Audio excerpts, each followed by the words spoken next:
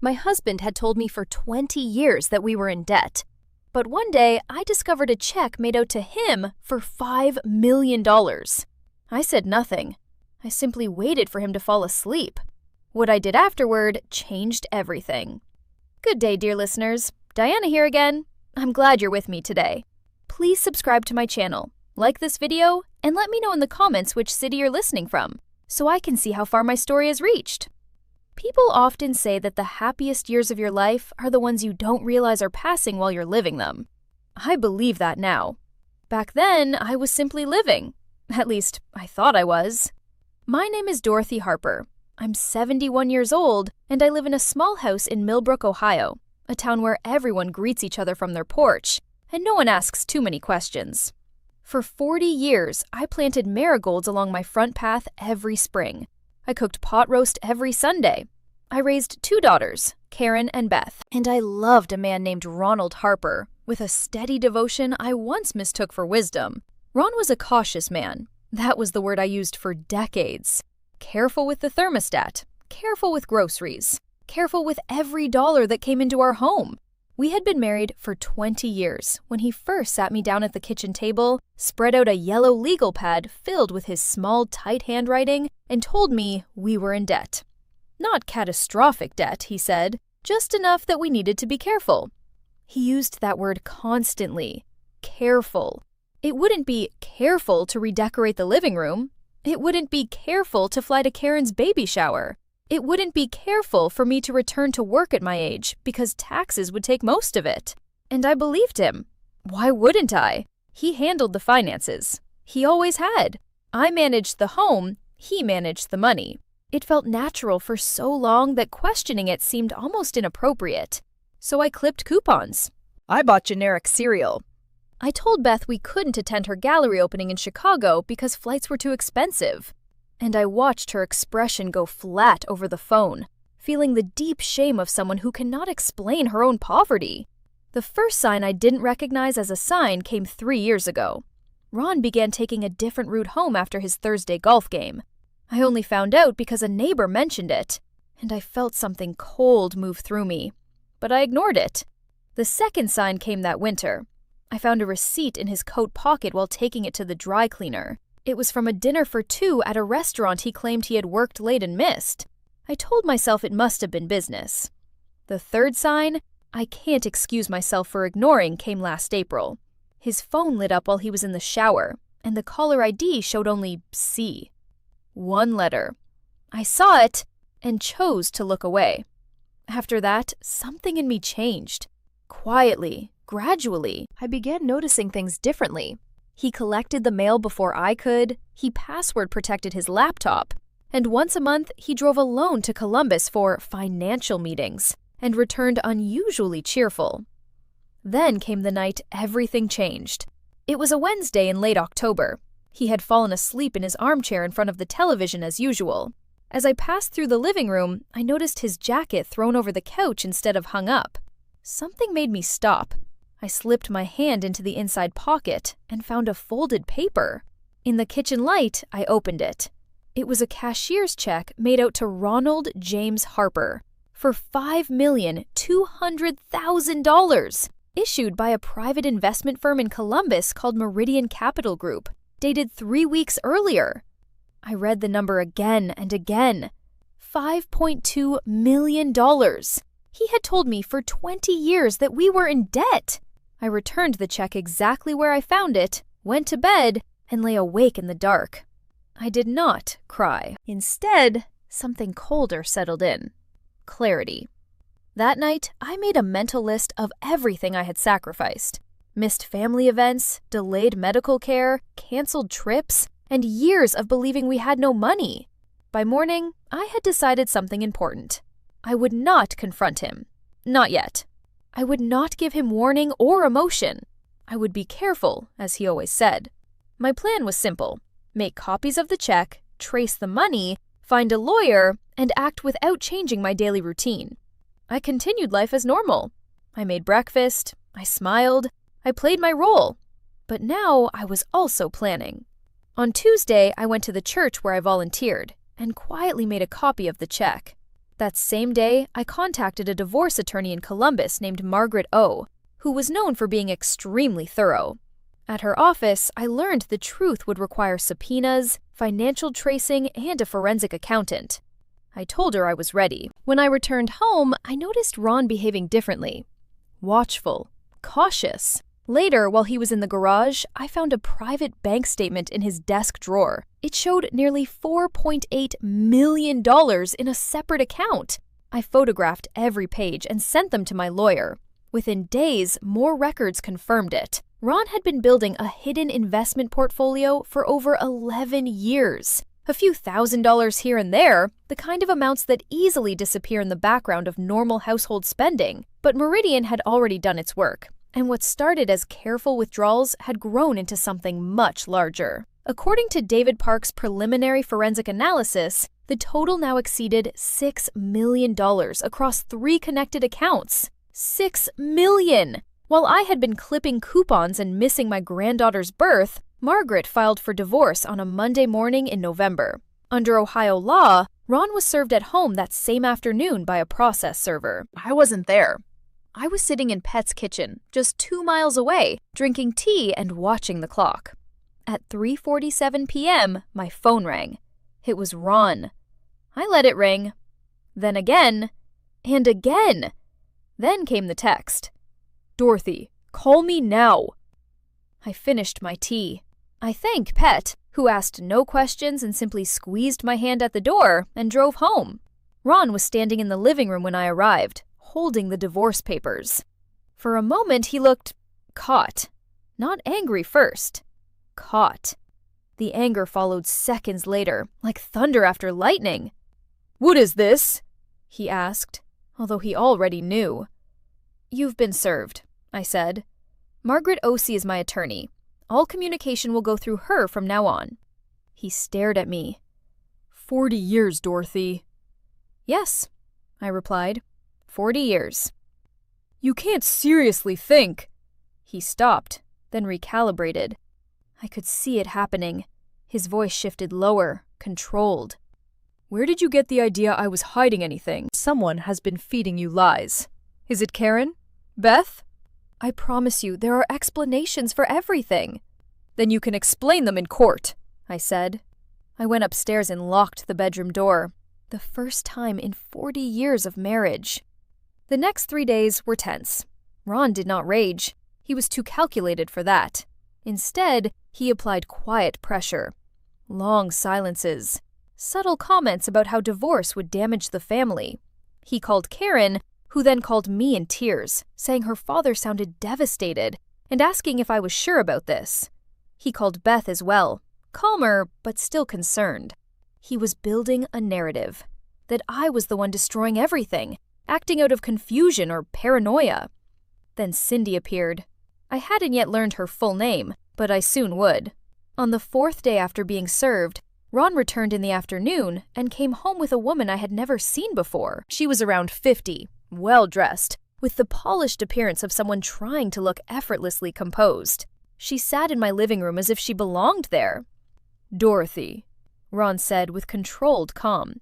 "This is Cindy Marsh. She's my financial partner. She has information that will clarify everything if you just listen." Cindy Marsh. She leaned forward and began speaking smoothly about investment structures, tax strategies, and financial planning. She claimed the accounts were never meant to be hidden, only protected during structuring. She insisted there was no malicious intent. I listened quietly. Then I said, "You're his girlfriend." Silence. "I'm not going to listen to explanations from the woman my husband has been seeing on Thursday nights for years," I continued. "If your name appears on any of these accounts, my lawyer will contact you directly." I stood. "You both need to leave." Ron's composure cracked. He told me I was making a huge mistake, that I didn't understand what I was losing. Cindy placed her hand on his arm, a familiar, intimate gesture that confirmed everything. I opened the door. "Good night," I said. They left. I closed the door, leaned against it, and breathed. My hands trembled, but I had not broken. I had not begged. I had not collapsed. Then I called Margaret and documented everything. Afterward, I called Karen. I told her I needed a few days with her. She said yes immediately. On Friday morning, I drove to Columbus. For 4 days, I stayed in my daughter's home, sitting in the backyard, while my granddaughter Lily climbed into my lap and showed me drawings of cats. For a while, I allowed myself peace. I didn't think about Ron. I didn't think about accounts or lawyers. I just existed in warmth and silence. When I returned, I felt different, steadier, harder in a necessary way. Then the offer arrived. It came by letter from Ron's attorney, Gerald Fitch. The language was formal, but the message was clear. Ron proposed a settlement. The house, $350,000 in cash, and $4,000 per month in spousal support for 10 years. I read it at the kitchen table, then looked out at my marigold beds, now brown in November. I did the math. Roughly $830,000 total, in exchange for silence, and leaving him with more than $6 million. I took the letter to Margaret. "He's hoping you don't understand your rights," she said. Under Ohio equitable distribution law, all marital assets accumulated during marriage were subject to division, regardless of whose name they were in. David Park's full forensic report confirmed it. Over $6.1 million in hidden assets. Worse, the debt I had lived under for 20 years had been largely fabricated, built from inflated figures and manipulated accounts that had never truly been in loss. I hadn't been living in poverty. I had been living inside a carefully constructed illusion of poverty. I told Margaret to reject the offer. She did. 3 days later, Ron came to the house. He was still legally allowed to be there. That fact would soon change. He sat at the kitchen table and told me he wanted to talk. He spoke calmly, carefully. He admitted to mistakes. He minimized Cindy, calling her a business relationship that became complicated. He said everything he had done was for our future, for security, and that he had planned to tell me once everything was finalized. Then he looked at me and said, "We're old, Dot. Do we really want to waste what time we have left on this?" It was persuasive. It was calculated. A younger version of me might have doubted herself, but I had already seen too much.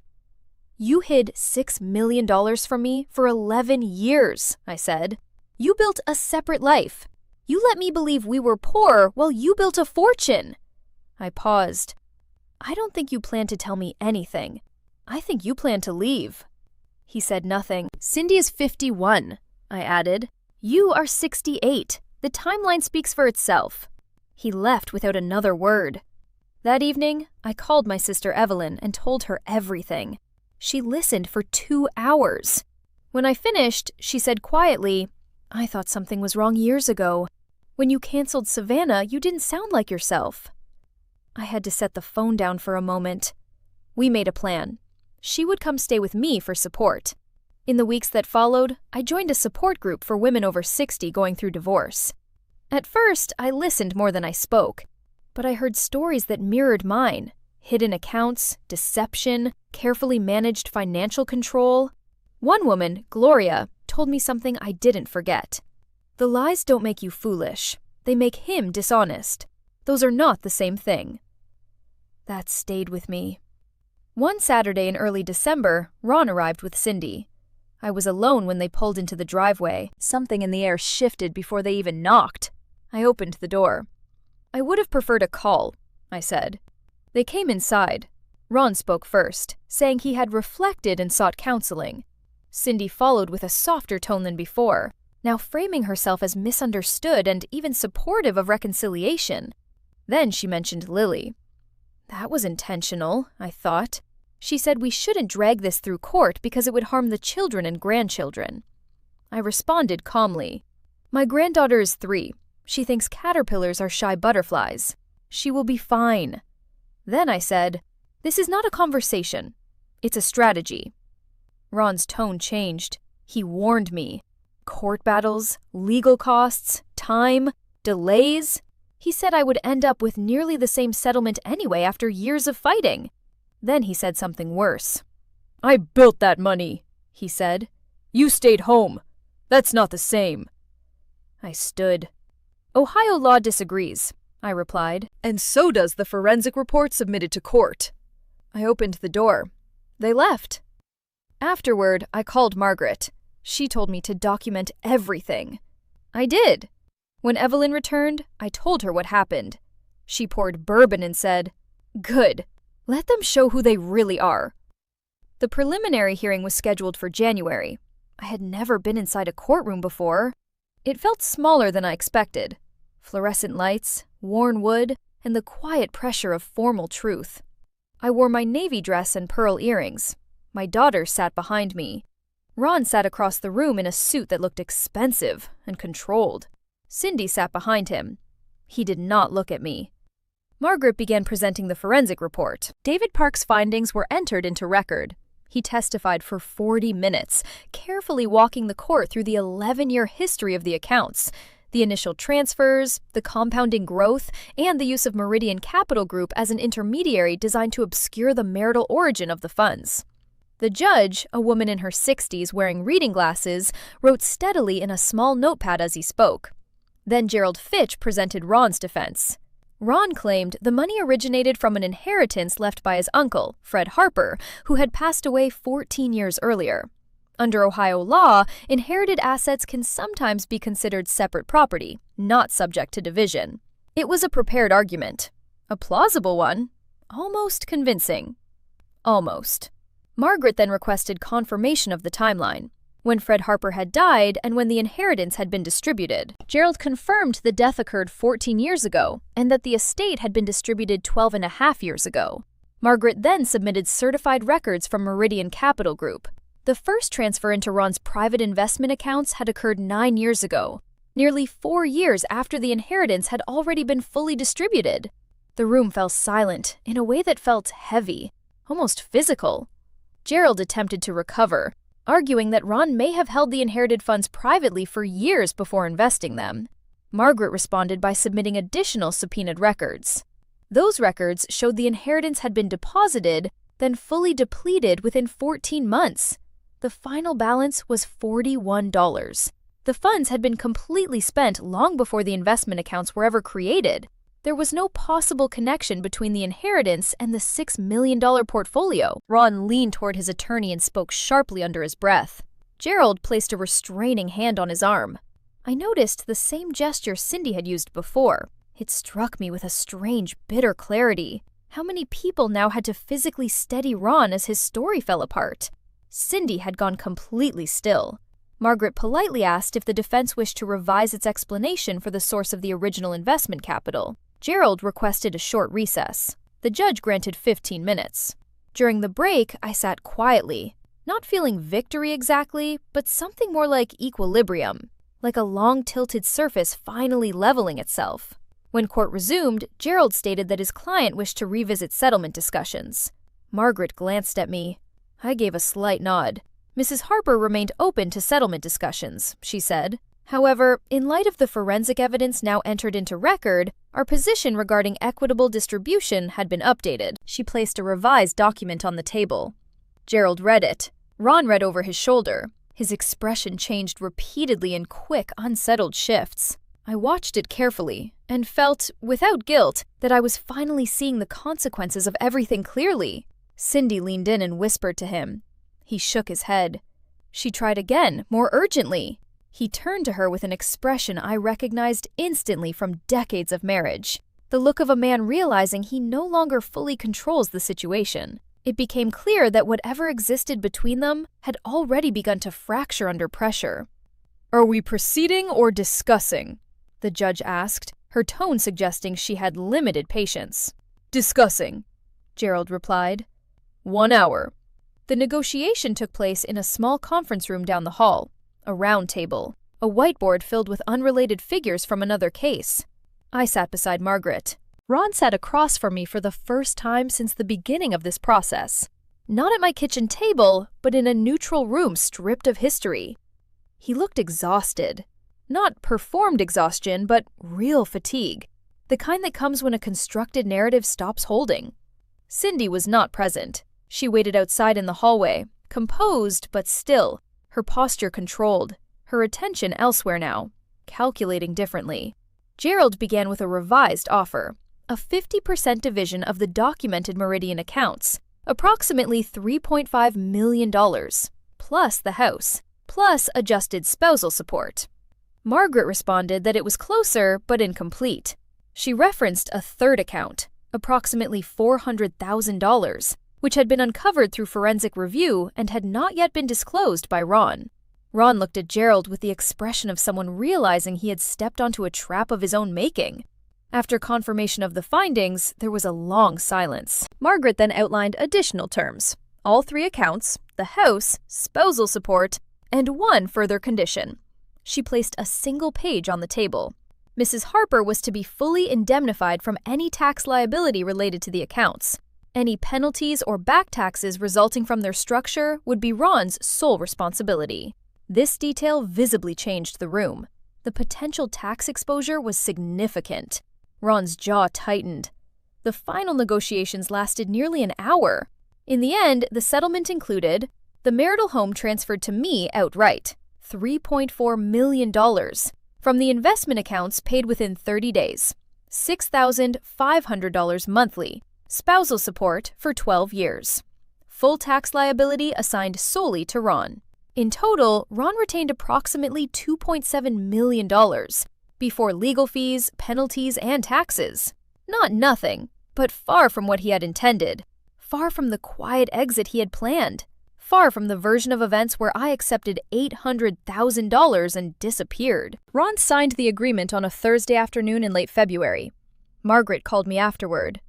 "It's done," she said. I was sitting in my kitchen. Outside, the marigold beds were still bare, too early for planting, but I was already thinking about what would come next. "Thank you," I said. I expected a strong emotional reaction.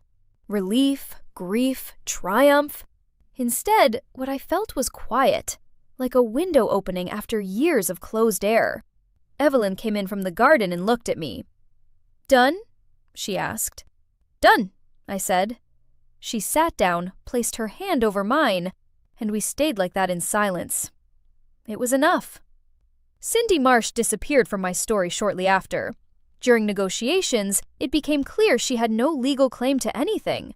Any assumed understanding between them, any informal promises made during years of Thursday evenings, held no legal weight.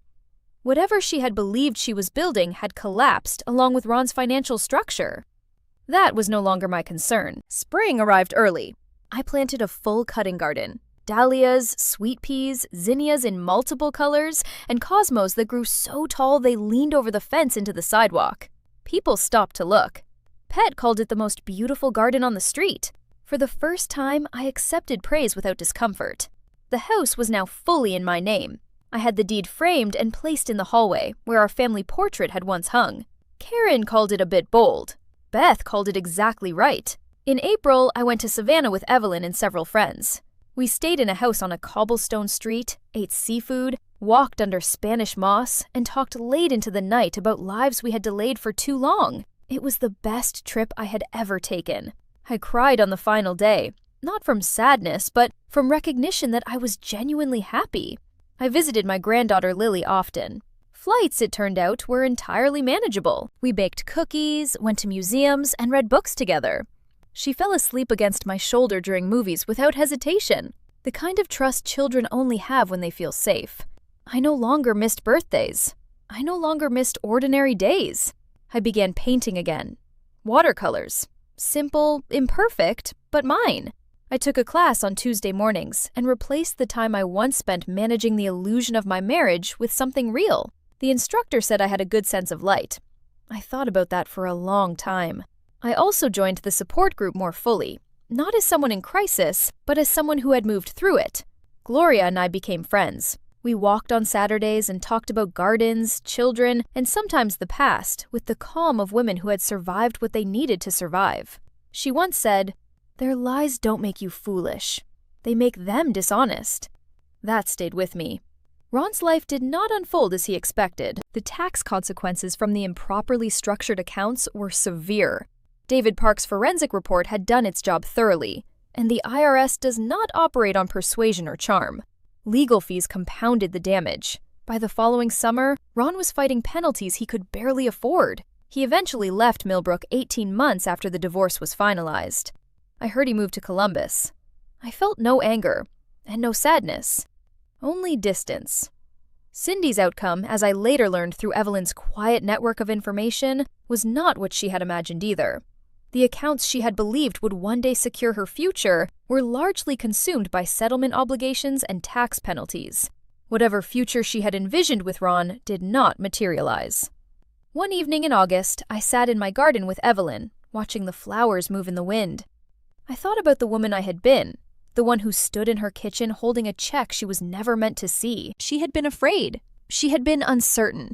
She had also acted. They say the best time to plant a garden is 20 years ago. The second best time is now. For 40 years, I trusted a man who trusted me not to look too closely. The moment I finally did, everything changed. I was 70 years old, with no financial independence and no plan. I found a lawyer. I found the truth. And I found myself.